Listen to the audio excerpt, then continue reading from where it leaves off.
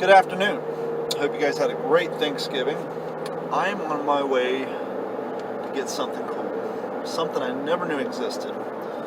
One of the things that I'm still getting used to, being part of radio for 5 years and then podcasting and having listeners and a fan base, even though our fan base is small, but I love every one of y'all.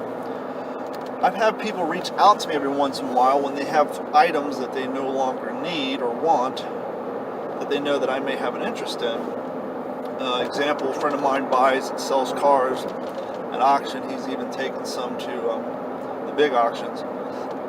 And one time he found a modern, well, I say modern because I primarily work with World War II stuff.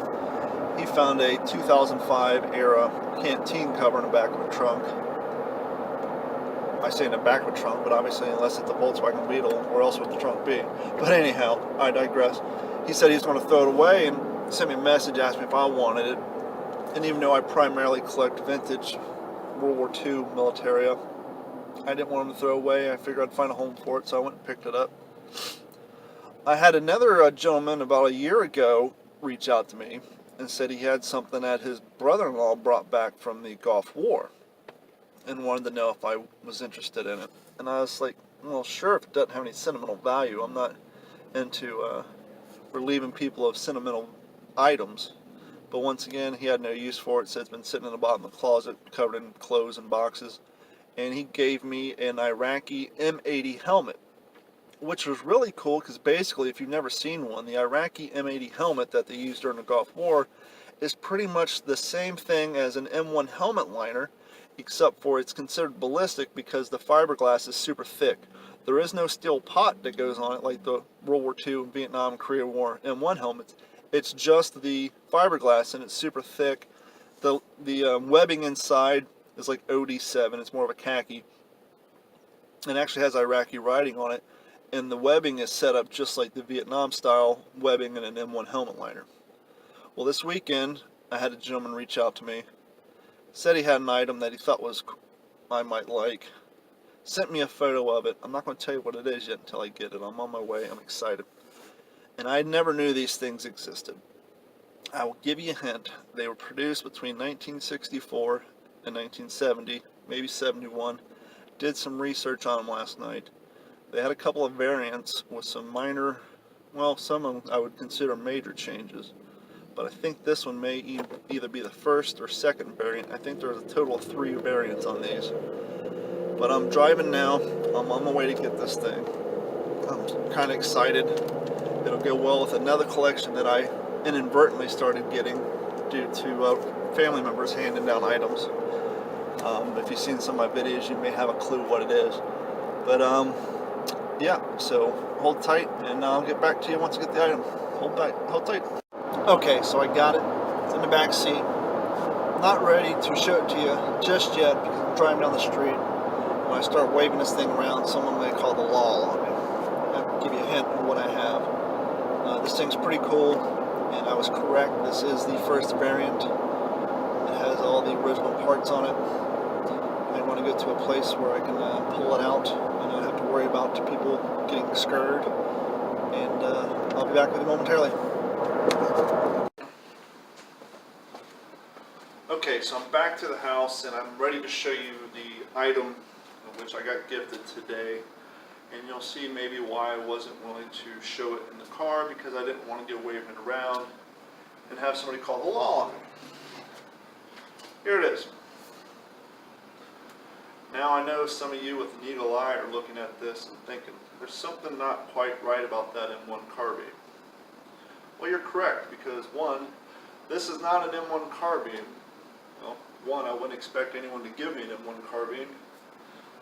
This is, in fact, a Crosman M1 carbine BB gun that was produced between 1964 and 1972. Now, they had 2 variants of this BB gun. This is, in fact, the original. It came with the wood stock and the metal magazine. The second variant, to save money and to lower the price point, they made the stock out of plastic, and it had more of a yellow, kind of like a white pine look to it, and the magazine was plastic. Now, the magazine is removable, but it is not a magazine per se. It's simply a BB holder. So you would fill this up full of BBs, so when you're out walking around in the woods or doing whatever you did in 1960 with your BB guns, you'd have plenty of BBs on you. So how this loads, and I'm going to kind of tilt this up funny, you pull the charging handle back, and that opens this reservoir right here, and you could drop the BBs in, or some people say you can roll them down the crease here. You load the BBs in, push the charging handle back forward, and to cock the BB gun. Now I've seen a lot of vintage BB guns, and I've seen the kind where you pump the handle, or there's even a slide, or like with the Red Ryder, it's kind of like the Winchester, you have the rear cocking mechanism. This one you actually push in the barrel and slide it up. Now as you see, the barrel's put back in. This one does need some work. It probably needs a new spring, and I know it needs some new gaskets because it'll shoot, but there's really not much power to it. Just kind of falls out. But super excited to get this. One, it goes well with my World War II collection, and two, I've kind of inadvertently become a vintage air rifle collector just because family members have given me some. Past videos, I've shown my Red Ryder BB gun that my stepfather got probably in the mid-50s, early 60s, as well as my vintage Daisy pump action shotgun. And so, not only am I an antique guy, and as I said, kind of growing a vintage BB gun collection, but as you all know, I'm a World War II guy. And as I said in the first part of this video, I never knew this was a thing. I never knew this existed. So thank you, Corey, so much for thinking of me. I'm flattered that you would find this in your closet, and I was the person you would think of. And thanks so much. I'm hoping to find some gaskets online, and we're going to get this thing back in firing order and go out and shoot it. Thanks so much. Hope you all enjoyed this little video. Maybe some of you didn't know that Crosman made a M1 carbine BB gun, but they did. Here it is, and I think it's pretty cool. Thank you, and we'll see you next time. Check out my podcast at d-410.com. Got the What's the Scuttlebutt podcast. That is my World War II based podcast where I talk to World War II vets, authors, reenactors. We talk all things World War II. I also have a general entertainment podcast called The Waterman and D-Train Show. And I just recently launched a new motivational podcast called Failed to Fail.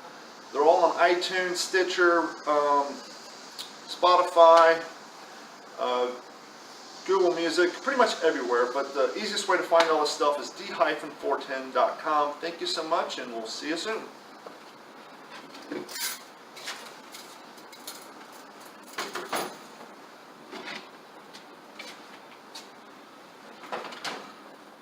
Oh, by the way, if you like the shirts, you can get these at d-410.com as well. Got a bunch of What's the Scuttlebutt shirts. Just launched one for Christmas. It's the Ralphie M1 Garand shirt. My shirt, instead of a Red Ryder BB gun, Ralphie is asking Santa for an M1 Garand. So check that out. Thanks.